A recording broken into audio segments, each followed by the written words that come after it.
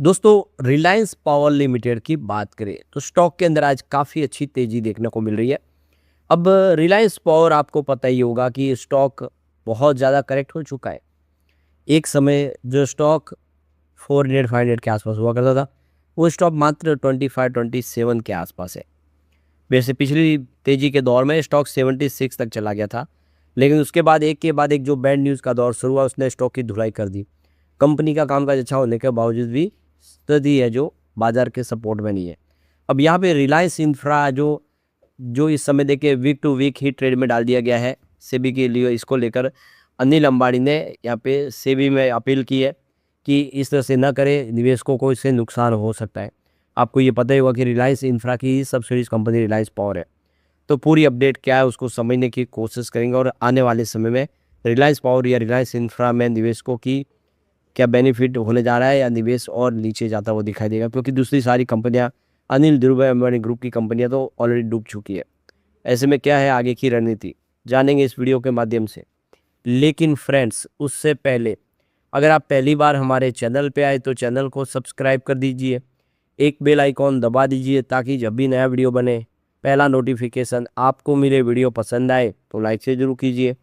चलो friends video start करते हैं। मैं हूँ आपका दोस्त SB दवे और हमारे अपने चैनल ऑनलाइन कमाई में आपका बहुत बहुत स्वागत है। सबसे पहले रिलायंस पावर लिमिटेड के कारोबार की बात करें तो 27.85 पर स्टॉक इस समय आपको ट्रेड करता हुआ दिखाई देगा, जहाँ पे 2.20% की तेजी बनी हुई। तो 27.25 पर कल की क्लोजिंग थी और 27.60 पर पॉजिटिव शुरुआत हुई। पर इंट्राडे में आप देखें तो 26.90 का लो भी बना। इसका मतलब यह है कि स्टॉक के अंदर गिरावट हुई थी, लेकिन निचले लेवल से अच्छी खरीदारी देखने को मिली, जिसकी वजह से स्टॉक फिर ऊपर आया। वैसे 20.17 का इसका 52 वीक का लो बना हुआ, जो पिछले दिनों उसने बनाया था वहाँ से काफ़ी बेहतर किया है, लेकिन अभी 76 बहुत दूर है, ये भी हमें ध्यान रखना चाहिए। अब इसकी परफॉर्मेंस देखें तो 3 मंथ का जो हाई है वो 30.80 का है, जिससे स्टॉक अभी भी दूर है। और 1 ईयर का हाई तो इसका 76.49 का है, ये इसका 3 ईयर और 5 ईयर का हाई भी है। वैसे इसका जो लाइफ हाई IPO की प्राइस देखे तो वो 400 के ऊपर थी, और उस हिसाब से देखें तो स्टॉक बहुत नीचे। फेस वैल्यू अभी भी 10 रुपीज़ की ही है, ये आपको ध्यान रखना चाहिए। 3 मंथ का जो लो बना वो 20.17 का है, और ये इसका 1 ईयर का लो भी है 20 रुपये 17 पैसे, जबकि 3 ईयर का लो इसका 13.80 का है, तो 5 ईयर का लो 9.05। वैसे कोविड काल में स्टॉक सिर्फ 2 रुपये के आसपास आ गया था, वहाँ से काफ़ी बेहतर भी किया। अब यहाँ पे अगर हम रिलायंस इंफ्रा की बात करें तो 85.84 पर स्टॉक, जहाँ पे 5% का अपर सर्किट लगा, लेकिन ये अपर सर्किट लगा है 8 जून को मंडे को। आज इसमें ट्रेड नहीं हो रही है, तो फिलहाल वीकली ट्रेड पे इसको डाल दिया गया है। तो अब यहाँ पे देख सकते हो कि अनिल अंबानी की रिलायंस इंफ्रा ने सेबी के दरवाजे खटखटाए है और रिटेल निवेशकों के हितों की रक्षा करने की बात इन्होंने की है, उसकी इन्होंने दलील भी दी है। तो अनिल अंबानी की कंपनी रिलायंस इंफ्रा ने नेशनल स्टॉक एक्सचेंज NSE और बॉम्बे स्टॉक एक्सचेंज BSE का रुख किया है। कंपनी ने बाजार नियामक सेबी का भी दरवाजा खटखटाया है। कंपनी ने अपने शेयरों पर लगाए गए ट्रेडिंग प्रतिबंधों की समीक्षा की मांग की है। रिलायंस इंफ्रा का तर्क है कि ये प्रतिबंध 7 लाख से अधिक छोटे और रिटेल निवेशकों के हितों की सीधे तौर पर नुकसान पहुंचा रहे हैं, क्योंकि यहाँ पे या तो अपर सर्किट लगता है या फिर लोअर सर्किट लगता है। रोज ट्रेडिंग होते हैं, ट्रेडिंग लिमिटेड है, वो अपने शेयर नहीं बेच पा रहे हैं। तो कंपनी ने नियामकों और एक्सचेंज को एक जो औपचारिक ज्ञापन प्रस्तुत किया है, जिसमें दिवालियापन संहिता की कार्रवाई से गुजर रही कंपनियों पर लागू अतिरिक्त निगरानी उपाय ढांचे का आह्वान किया गया है। तो कंपनी के अनुसार मौजूदा नियमों के तहत उसके शेयरों में ट्रेडिंग सप्ताह में केवल एक बार और ±5% की सीमित मूल्य सीमा के भीतर ही करने की अनुमति है। रिलायंस इंफ्रा का तर्क है कि इन प्रतिबंधों के कारण शेयर की कीमतों में उतार चढ़ाव कंपनी के व्यावसायिक प्रदर्शन और भविष्य की संभावनाओं पर आधारित होने के बजाय पूरी तरह से मैकेनिकल हो गया है, या तो अपर सर्किट लगता है या फिर लोअर सर्किट लगता है। कंपनी का कहना है कि इन प्रतिबंधों को जारी रखने से बाजार में तरलता प्रभावित हो रही है और शेयर का उचित मूल्य निर्धारित नहीं हो पा रहा है, क्योंकि यहाँ पे अब वैल्यूशन दिख नहीं रही है। या तो लगातार अपर सर्किट लगते हैं 5% में, और वो भी एक सप्ताह में एक दिन ट्रेडिंग हो जाता है, या फिर लोअर सर्किट शुरू हो जाता है तो स्टॉक बहुत नीचे आ जाता है, पैनिक शुरू हो जाती है।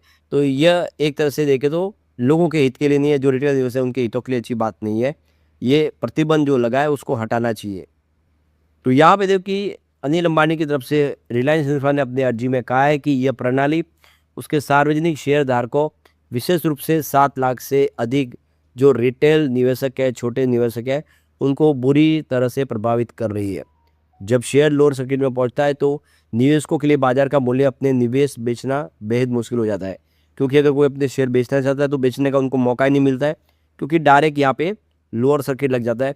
और वो भी लोअर सर्किट में देख सकते हो कि सीमित मात्रा में, सिर्फ अब सप्ताह में एक दिन ट्रेडिंग करने का मतलब ये है कि काफ़ी लिमिट कम हो जाती है, काफ़ी लोग हैं उसमें से निकल नहीं पाते।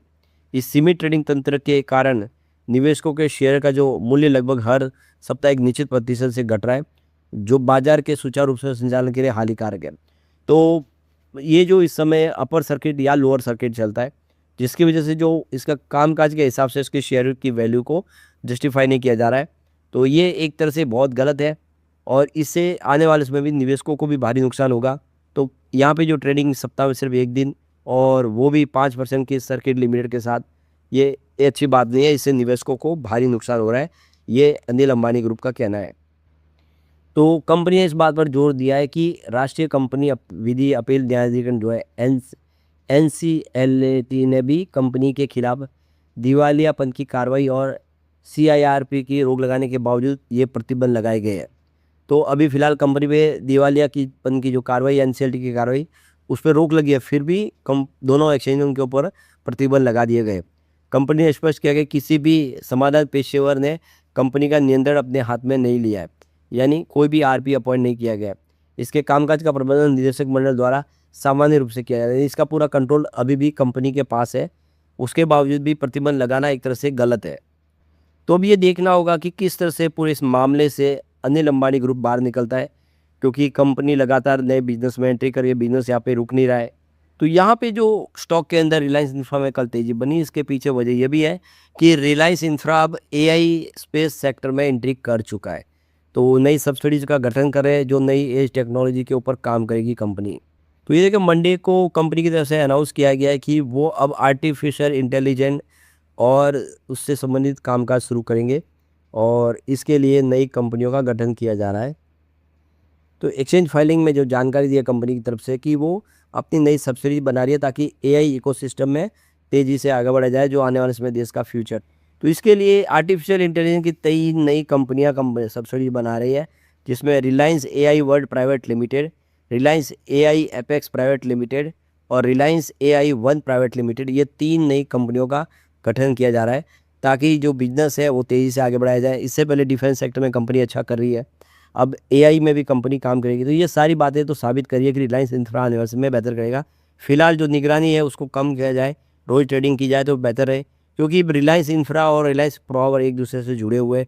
आखिर रिलायंस इंफ्रा की सबसे कंपनी है वो, तो ये आपको ध्यान रखना है। लेकिन देखिए रिलायंस पावर भी आने वाले समय बेहतर कर सकता है, रिलायंस इंफ्रा के भी भाग है जो पलट सकते हैं। एक समय ये स्टॉक 2000 के ऊपर ट्रेड किया करता था, जो इस समय 2 डिजिट में है, 85 के आसपास है। आने वाले समय स्थिति बदलेगी, ये शेयर फिर बेहतर करेंगे। लेकिन फ्रेंड्स, कोई भी इन्वेस्टमेंट करने से पहले अपने फाइनेंशियल एडवाइजर से एडवाइस ले लें या अपना खुद का रिसर्च करें, क्योंकि मैंने वीडियो आपके एजुकेशनल पर्पज़ के लिए ही बनाया। वीडियो पसंद आए तो लाइक से जरूर कीजिए और चैनल को सब्सक्राइब कर दीजिए। Thank you friends.